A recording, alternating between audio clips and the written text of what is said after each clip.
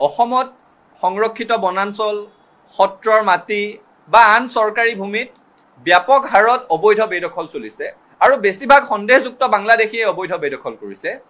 অসম চুক্তিৰ 10 নং দফাই স্পষ্টভাৱে অসমৰ চৰকাৰী ভূমিত বেদখল ৰোধ কৰা আৰু বেদখল উচ্ছেদ কৰাৰ প্ৰতিশ্ৰুতি আগবঢ়াইছে। অসম চুক্তিয়ে জনজাতীয় বেল ব্লক সুৰক্ষাৰ কথা কৈছে। গতিকে তেনে ক্ষেত্ৰত যিসমূহ সংৰক্ষিত বনাঞ্চল, সত্ৰৰ মাটি, চৰকাৰী ভূমিত বেদখল হৈ আছে, বেদখল উচ্ছেদ হ'ব লাগিব আৰু উৰিয়াম ঘাটতো বেদখল উচ্ছেদ হ'ব লাগিব।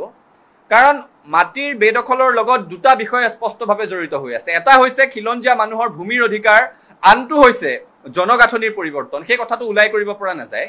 কাৰণ আমি দীঘলীয়া সময়ত এতিয়া দেখিছো যে যিসকল লোক ভূমিহীন, চাওক ভূমিহীন আৰু যদি বৈধ ভাৰতীয় নাগৰিক, তেখেতসকলে চৰকাৰী নীতিৰ আধাৰত পুনৰ সংস্থাপন পাবই, সেইটো এটা নিয়ম, সাংবিধানিক কথা। কিন্তু ভূমিহীন হ'ল বুলিয়ে য'তেই চৰকাৰী মাটি খালী থাকে তাতেই গৈ যিমান পৰ্যায়ৰ মন যায় সিমান পৰ্যায়ৰ মাটি কোনোবাই সিমান পৰিমাণৰ মাটি দখল কৰিব, এই কথা কোনো কাৰণত মানি ল'ব নোৱাৰি। গতিকে আমি স্পষ্টভাৱে চৰকাৰক দাবী জনাব বিচাৰিছো, অবৈধ বেদখল উচ্ছেদ হ'ব লাগিব আৰু যিসকল বৈধ ভাৰতীয় নাগৰিক ভূমিহীন, তেওঁলোক মূলতঃ যিখন জিলাৰ বাসিন্দা সেইখন জিলাতে তেওঁলোকক পুনৰ সংস্থাপনৰ ব্যৱস্থা কৰিব লাগিব। কাৰণ আমি নিবিচাৰো জনগাঁথনিৰ পৰিৱৰ্তনৰ কথাটো। অসমত ইতিমধ্যে জনগাঁথনিৰ ব্যাপক পৰিৱৰ্তন হৈছে। ছাত্ৰ সন্থাই দীৰ্ঘদিন ধৰি কৈ আহিছো, এইবোৰ কথা আদালতে কৈছে। আৰু বহু জেগাততো এতিয়া এনেকুৱা পৰিৱেশৰ সৃষ্টি হৈছে, খিলঞ্জীয়া মানুহৰ হাতত নিজৰ জনপ্ৰতিনিধিজন নিৰ্বাচন কৰাৰ ৰাজনৈতিক অধিকাৰটো নোহোৱা হৈ গৈছে।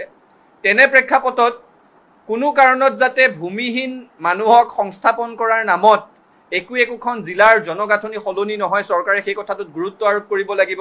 আজি 500 ঘৰ মানুহ গৈ ক'ৰবাত বহিব, মানে তাত তেওঁলোকৰ 4000 মানুহ, সেই 4000 মানুহৰ পৰা 20 বছৰ 25 বছৰৰ পিছত গৈ যদি 20,000 মানুহ হয়, 20,000 মানুহ এটা জেগাত গৈ যদি বহে, সেই মানুহখিনিয়ে এটা সমষ্টিৰ কোন প্ৰতিনিধি জিকিব, কোন প্ৰতিনিধি হাৰিব, সেই কথাটো নিৰ্বাচন কৰিব পৰা হয়।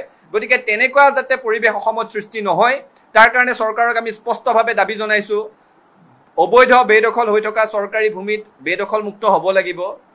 বৈধ ভাৰতীয় নাগৰিকে চৰকাৰী নীতিৰ আধাৰত যি সংস্থাপন পাব লাগে পুনৰ সংস্থাপন পাওক, তাত আমাৰ আপত্তি নাই।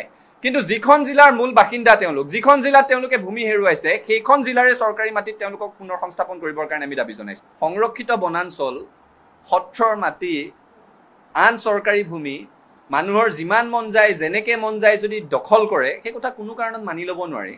আৰু সেই দখল উচ্ছেদ কৰিবলৈ গ'লে তাত আপত্তি কৰাৰ থল নাথাকে। আইনী প্ৰক্ৰিয়াৰ মাজেৰে উচ্ছেদ হ'ব লাগে।